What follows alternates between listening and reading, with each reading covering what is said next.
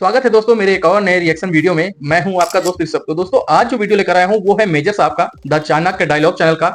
और आज के वीडियो का दोस्तों टाइटल ये रहा, Iran wants Pakistan amid war with Israel. अच्छा जी, तो चलिए दोस्तों आज का वीडियो देखते हैं कि मेजर साहब क्या बात बता रहे हैं और आखिरी में हम लोग इस वीडियो पे बात करेंगे। दोस्तों, पाकिस्तानी सोशल मीडिया में ये सुनने में आ रहा है, अभी ये बात मेन स्ट्रीम मीडिया में नहीं आई है, तो हम बोलें कि जो हम बोल रहे हैं या जो हम लोग बता रहे हैं आपको इसकी 100% प्रूफ है, ऐसा भी नहीं है।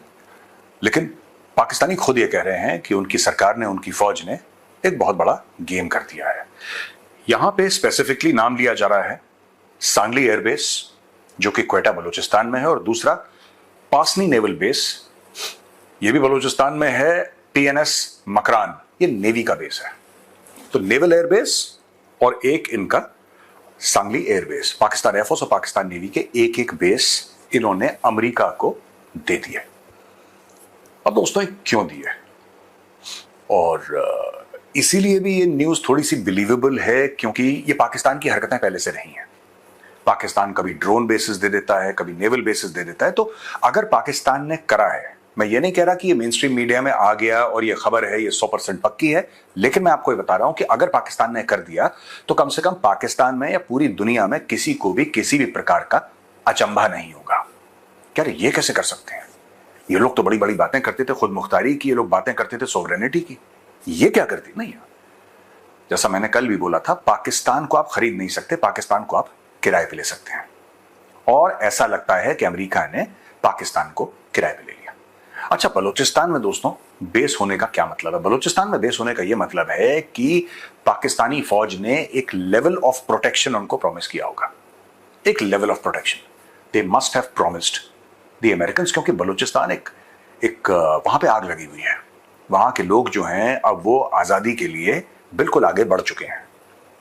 ऐसे में आप किसी फॉरेनर को या फॉरेन प्लेयर को वहां पे इनवाइट करें तो मुझे लगता है बड़ा जोखिम का काम है। इसका मतलब आसिम मुनीर के लेवल से कोई गारंटीज गई हैं कि अगर अमेरिकन इस एयरबेस को यूज करते हैं, पहली चीज, so we can guarantee 100% safety. अब कैसे करेंगे, चाइनीज को कर नहीं पाए, लेकिन कोई बात नहीं। एक तो दोस्तों ये बात है। दूसरी चीज जो मैं सोच रहा हूं कि you see at any point in time अगर ये देखिए ना, ये दी क्यों है? ये जाहिर सी बात है ईरान को लेकर, ठीक है, क्योंकि वहां से बलूचिस्तान से इनका बॉर्डर भी मिलता है। और ये सारी की सारी चीजें जो कर रहा है पाकिस्तान, मैंने बोला था, तो मुझे ना पाकिस्तानियों का काफी सोशल मीडिया पे मेरे वीडियोस निकालते हैं और कुछ कुछ करते हैं और बोलते हैं कि नहीं मेजर, तुम तो गलत बात करते हो और तुम हमारे खिलाफ गलत खबर, प्रोपेगेंडा कर रहे हो, फेक न्यूज वगैरह वगैरह। नहीं, मैं ये है, ये आप लोग करते हैं ऐसा। आपने फिर अपना ईमान किराए पे दे दिया, बेच दिया। ईमान तो नहीं बेचेंगे आप लोग, ईमान अपना आप किराए पे दे देते हैं, और आपने किराए पे ईमान दे दिया है। और किसी पाकिस्तानी ने ये नहीं सोचा, मैं बार बार ये पॉइंट रिपीट कर रहा हूं, टेलीविजन पे, सोशल मीडिया पे, द चाणक्य डायलॉग्स पे बार बार, कभी तो पूछ लो आसिम मुनीर को कि भाई आपको लंच पे क्यों बुलाया डोनाल्ड ट्रंप ने? आप में ऐसे कौन से सुरखाब के पर लगे हुए हैं, आप कौन से इतने बड़े 30 मार खान हैं कि आपको बुलाया है? अमेरिका का राष्ट्रपति, अमेरिका का सदर आपसे कह रहा है कि आइए फील्ड मार्शल साहब हमारे साथ खाना खाइए, दावत पे आपको हम बुला रहे हैं। ऐसा क्यों है? आपने कभी सोचा है कि वो जो दावत का बिल है 25 करोड़ कौन देगी उस पूरे बिल को? पर आपने ये नहीं सोचा, क्योंकि खाते वक्त ध्यान नहीं रहता कि इस खाने का हाजमे पे क्या असर पड़ेगा। ये देखिए साहब, इन्होंने एयर बेसिस की बात करी है, वहां पे ईरान ने कतर के थ्रू, ये भी खबर गर्दिश कर रही है कि ईरान ने कतर के थ्रू सारे नेबर्स को वार्न करा है कि अगर तुमने अमेरिका को अपनी जमीन दी और उस जमीन से हमारे ऊपर हमला हुआ तो तुम्हारी खैर नहीं है। तो हम ये मानेंगे कि तुमने भी हमारे ऊपर ऐलान जंग करा है, फिर हम तुम्हारे ऊपर ऐलान जंग करेंगे। It will be a declaration of war. तो ये कतर के थ्रू डायरेक्टली नहीं फोन करा या प्रेस कॉन्फ्रेंस बुला के ये सब बातें नहीं करी, इन्होंने थ्रू कतर। दोस्तों, कतर एक बहुत बड़ा जियोपॉलिटिकल प्लेयर है। कतर फंड्स अल जजीरा, जो कि ग्लोबल न्यूज नेटवर्क है, उसके अलावा तालिबान के हेडक्वार्टर्स वहां पे हैं, और बाकी सब हमास, हिजबुल्लाह, ये सब जितने भी लोग हैं, they all have presence in Qatar. तो कतर ने फिर सबको फोन करा है, और सुनने में ऐसा आया है, ये भी सोशल मीडिया पे खबर गर्दिश कर रही है कि पाकिस्तान को भी कॉल आया और पाकिस्तान को बताया गया है कि अगर तुम्हारी सरजमीन से ईरान के ऊपर अटैक हुआ तो फिर तुम्हारे ऊपर भी हमला होगा। देखिए साहब, ऐसा है कि आसिम मुनीर और उसके जर्नल तो सेफ हैं, दे आर सेफ। जो पाकिस्तान का अशराफिया है, अगर ऐसी चीज होगी, वो तो जैसे 9 मई के बाद आपने देखा था, वो तो जहाज पकड़ के बाहर भाग जाते हैं, दे रन अवे आउटसाइड, वो दुबई लंदन चले जाएंगे। ईरान अगर पाकिस्तान पे मिसाइल मारता है, जो कि पहले मार चुका है 1-1.5 साल पहले, कोई नई बात नहीं है, Iran actually did a targeted operation inside Pakistan, फिर पाकिस्तान ने रिस्पॉन्ड करा और अपने हवाई जहाजों से कुछ 7-8 लोग मार दिए, पता लगा वो भी बलोच थे, पाकिस्तान के ही थे, वहां पे गए थे, मजदूर थे, उनको मार दिया। मारा कौन जाएगा दोस्तों? अगर ईरान रिटेलिएट करता है तो आम पाकिस्तानी मारा जाएगा। आसिम मुनीर पे तो बम गिरेगा नहीं भाई, आसिम मुनीर पर बम नहीं गिरेगा, कौन मारा जाएगा? Simple, the people who will be killed are common Pakistanis. वो तो उस टेबल पे बैठे नहीं थे जहां पे वो बढ़िया बढ़िया पकवान और बढ़िया बढ़िया खाने परोसे जा रहे थे व्हाइट हाउस में, तो वहां पे आम पाकिस्तानी तो खा नहीं रहा था। तो जिसने सुपारी ली है ईरान की, यही मैंने कल ट्वीट भी करा था, वो ईरानियन एंकर नहीं है जो भाग गई थी स्टूडियो से, तो मैंने देखा उन्होंने बोला कि पाकिस्तान ने बड़ा सपोर्ट करा है, पता नहीं उनका अकाउंट था या जो भी था। तो मैंने यही बात बोली कि आपकी सुपारी ले ली है पाकिस्तान ने, ईरान की सुपारी फील्ड मार्शल आसिम मुनीर ले चुका है on behalf of the nation of Pakistan. दोस्तों, अच्छा, ये सब चीजें वहां पे हो रही हैं, जंग फैल रही है, और ईरान, देखिए, Iran is also fighting a battle for survival, Israel is also fighting a battle for survival, और दोनों एकदम बिल्कुल क्लियर है कि साहब लड़ाई जो है हमारी सर्वाइवल की जंग है। इसमें जो जीतेगा ना सिर्फ वो सिकंदर कहलाएगा, वो जिंदा रहेगा, और दूसरा रगड़ दिया जाएगा, खदेड़ दिया जाएगा। और आज की तारीख में मैं आपको ये कॉन्सेप्ट बताना चाहता हूं। लोग अक्सर कहते हैं कि कौन जीतेगा, मीडिया में भी डिस्कशन है। देखिए, सिंपल सी बात है, सप्लाई चेन का टोटल मामला इधर भी, टोटल मामला इधर भी, ठीक है। अब मैं आपको बताता हूं दोस्तों, गेम क्या हुआ है। गेम ये हुआ है कि इजराइल अपने वेपन्स चला रहा है, सब कुछ कर रहा है, और इजराइल को पीछे से सप्लाई हो रहे हैं भारी मात्रा में, भारी मात्रा में। अमेरिका से सप्लाई हो रहे हैं, यूरोप से सप्लाई हो रहे हैं, ज्यादातर अमेरिका से सप्लाई हो रहे हैं। तो इजराइल के पास हथियारों की कमी नहीं है, राइट। अमेरिका ने अपने जो एयरक्राफ्ट कैरियर्स हैं उनको भी डिप्लॉय कर रखा है, अमेरिका ने अपनी सबमरीन्स, पूरा एक तामझाम वहां पे है जिसकी डिप्लॉयमेंट हो रखी है। और जब ईरान ने बैलिस्टिक मिसाइल मारी थी तो अमेरिकन शिप्स ने उनको इंटरसेप्ट भी करा था। तो एक तो ये स्टोरी चल रही है साथ साथ, लेकिन अगर आप दूसरी तरफ ईरान को देखें, ईरान के साथ सबसे बड़ी ये प्रॉब्लम हो गई है कि ईरान को सप्लाई करने वाला कोई नहीं है। तो ईरान जो है वो 3 फैक्टर्स से मारा जा रहा है। पहला फैक्टर जो ईरान को मार रहा है वो ये है कि ईरान के पास अब धीरे धीरे असलाहा, मिसाइल, बॉम्ब्स, ये सब खत्म हो रहे हैं। दूसरा फैक्टर ये मारा जा रहा है कि जहां पे ये बन रहे थे, जहां पे मैन्युफैक्चरिंग हो रही थी, वहां पे बहुत खतरनाक हमले इजराइल कर रहा है। एक तो खर्च हो रहे हैं, दूसरा नए वाले बन नहीं रहे। और अगर हम बाहर की सप्लाई, ठीक है, 2, 4, 5 चाइनीज जहाज अगर रुक भी गए ईरान में और चाइना ने कुछ मिसाइल कुछ दे भी दिए, it is not strong enough, it is not powerful enough, it is not logistically viable enough to do this. ना चाइना में उतनी स्ट्रेंथ है, क्योंकि मैं आपको क्यों बता रहा हूं, चाइना में वैसे बड़ी स्ट्रेंथ है, सी से आप सप्लाई कर नहीं पा रहे ना ईरान को, आपको तो हवाई जहाज भेजना पड़ेगा।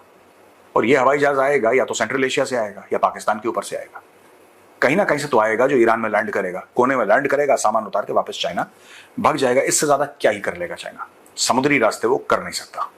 समुद्री रास्ते में वहां पे अगर चाइना ने करने की कोशिश करी, वहां पे अमेरिकन शिप्स हैं, चाइना को डिफिकल्टी आ सकती है। और पूरा ईरान आज की तारीख में हालत जंग में है। तो अब आप ये सोचिए भाई साहब कि आखिर मिसाइल आप रोज खर्च कर रहे हैं, क्योंकि आप कई 100 की तादाद में इजराइल की ओर मिसाइल फेंक रहे हैं। इजराइल कुछ इंटरसेप्ट कर पा रहा है, कुछ नहीं कर पा रहा है, पर आपके तो खर्च हो रहे हैं मिसाइल्स, पहली चीज। दूसरी चीज, आप बना नहीं पा रहे नए, क्योंकि आपकी मैन्युफैक्चरिंग फैसिलिटीज पूरी की पूरी इजराइल ने बर्बाद कर दी। और तीसरी अहम बात, आपको बाहर से भी सप्लाई नहीं हो रहा। इजराइल के साथ ये तीनों प्रॉब्लम्स नहीं है, इजराइल खर्च भी कर रहा है, बना भी रहा है, बाहर से भी सप्लाई हो रहा है। एंड में जीतेगा वही जो ज्यादा प्रोफेशनल है, जिसकी सप्लाई चेन ज्यादा मजबूत है। तो दोस्तों, आपको कुछ समय में यह पता लग जाएगा कि ये जो पूरी लड़ाई है इजराइल और ईरान की, ये एक तरफा होती चली जा रही है, और हर रोज ये एक तरफा हो रही है। कुछ ही दिनों की बात है, अमेरिका को मुझे लगता है कि बीच में पड़ना पड़ेगा, और जिस दिन अमेरिका बीच में पड़ गया, उस दिन दोस्तों गेम ओवर हो जाएगा। उस गेम ओवर का इंतजार है, क्योंकि जितनी जल्दी आयतुल्लाह खमेनी की रिजीम जाती है, ये तख्ता पलट होता है और नए लोग आते हैं, उतना फायदा भारत को भी है। दोस्तों, मैं अक्सर ये कहता हूं, लोग मुझसे डिसएग्री करते हैं, बोलते हैं नहीं आप गलत कह रहे हैं, हम आपसे डिसएग्री कर रहे हैं, आपका एनालिसिस गलत है। लेकिन मैं जो मानता हूं वो मैं आपसे कह रहा हूं। अगर ईरान के पास न्यूक्लियर वेपन आ गए दोस्तों, नोट कर लीजिएगा, अगर ईरान के पास न्यूक्लियर वेपन आ गए, ये कश्मीर में आग लगा देंगे। ये कट्टरपंथी रजीम है। आप चाबहार से और आप भारत की इन्वेस्टमेंट से, इससे आप please don't be fooled bye all this. ये अपनी तरफ एक तरफ चल रहा है, कोई बात नहीं, ये चल रहा है अपनी तरफ। जिस दिन ईरान के पास न्यूक्लियर वेपन्स हुए और उसको ऐसा लगा कि वो एक स्टेबल पोजीशन में है, वो कश्मीर को आग लगाएगा। अंडर द न्यूक्लियर अम्ब्रेला ये होगा। तो ध्यान रखिएगा, जो इजराइल लड़ाई लड़ रहा है ना, वो सिर्फ अपने लिए नहीं लड़ रहा, वो आपके लिए, पूरी दुनिया के लिए लड़ाई लड़ रहा है। It is high time that the world got rid of this evil regime in Tehran. तो दोस्तों ये रही आज की वीडियो, और आप लोगों ने देखा कि मेजर साहब ने कितने पॉइंट्स ऐसे समझाए हैं और बताए हैं जिसपे सभी को एग्री करना चाहिए। मैं दूसरों का पॉइंट ऑफ व्यू दोस्तों नहीं जानता हूं कि उनकी क्या राय है इस वीडियो पर, लेकिन मैं मेजर साहब की बातों से 100% एग्री करता हूं। शायद आप लोग भूल गए कि ईरान के ये वही लीडर हैं कि इनका बयान जिस तरीके से भारत के ऊपर, कश्मीर के ऊपर और भारतीय मुसलमानों के ऊपर जिस तरीके से रहा है, आप लोग भूल चुके हैं। मैं आपको याद दिला देता हूं। तो ये स्क्रीनशॉट लगा रहा हूं दोस्तों, आप लोग देखिए कि किस तरीके से खुमैनी ने कश्मीर पर, भारतीयों पर बोला है। अब मैं एक एग्जांपल देता हूं कि किस तरीके से हम ईरान को रिप्रेजेंट कर रहे हैं इस समय, इस जंग के माहौल में। एग्जांपल ये रहा जिस तरीके से हम लोगों का चाइना के साथ रिलेशनशिप है। हम चाइना के साथ ट्रेड्स भी करते हैं, $100 बिलियन के ऊपर की ट्रेड्स होती हैं हमारी हर साल, और साथ ही साथ चाइना आना जाना भी रहता है, टूरिज्म को भी बढ़ावा मिलता है, लोग जाते हैं एज ए टूरिस्ट, चाइना जाते हैं, चाइनीज आते हैं भारत। तो ये बिजनेस है, तो ये नजरिया अलग तरीके का है। लेकिन आप बात करें भारत और चाइना के रिलेशनशिप किस तरीके हैं, बॉर्डर्स पर आपसी ताल्लुकात किस तरीके हैं, तो वो हमारा दोस्त तो नहीं कहा जा सकता जिस तरीके से माहौल बॉर्डर्स पर बना रहता है चीन के। और भी कई मुद्दे हैं लैंड को लेकर, भारतीय जमीन को लेकर, जिस तरीके से चाइना वहां पर कब्जा करके बैठा है, तो ये भी मुद्दे हैं जिससे रिश्ते सही नहीं है। सेम यही चीज दोस्तों लागू होता है ईरान के ऊपर कि ईरान से व्यापार जो है वो अलग की बात है। जिस तरीके से ईरान से कच्चा तेल बहुत ढेर सारी मात्रा में भारत में इंपोर्ट होता है, भारत में यूज किया जाता है, तो वो व्यापार अलग चीज है। लेकिन आप ये कभी मत भूलिए कि भाई ईरान के अंदर एक कट्टर इस्लामिक सोच रखने वाले लोग गवर्नमेंट के लोग हैं, और सेम टू सेम उसी तरीके से बने जा रहे हैं, या हैं, कह सकते हैं वहां के लोग। तो वो धार्मिक और सोच दोनों बहुत अलग है व्यापार के हिसाब से अगर देखा जाए तो। और उनका धार्मिक नजरिया भारत के लिए हमेशा से ही खराब रहा है, अच्छा नहीं रहा है। चाहे वो भारत को लेकर हो, चाहे भारत के हिंदुओं को लेकर हो, चाहे भारत में मुसलमानों के लेकर हो। भले ही मुसलमानों को वो सपोर्ट करते हैं, लेकिन बात तो की जाती है भारत के ना। अगर आप यहाँ के मुसलमानों को बोलोगे तो मतलब पूरे भारत को बोल रहे हो आप। भले ही ईरान यहाँ के मुसलमानों के सपोर्ट में बोलता है, लेकिन जो बोलता है वो भारत के खिलाफ होता है, क्योंकि वो चीजें सही नहीं होती हैं जो यहाँ के मुसलमानों के लेकर ईरान दावा करता है कि यहाँ प्रॉब्लम्स है, मुसलमानों को सताया जा रहा है, और भी कई सारी चीजें। तो दोस्तों ये रही आज की वीडियो, और मिलता हूं ऐसे किसी एक और नए रिएक्शन वीडियो में। तब तक के लिए आप सभी अपना बहुत ख्याल रखें, और जैसा कोई अपडेट आता है दोस्तों, मैं इस चैनल पर जरूर सबसे पहले आप तक पहुंचाने की कोशिश करूंगा। मिलते हैं अगले वीडियो में, नमस्कार।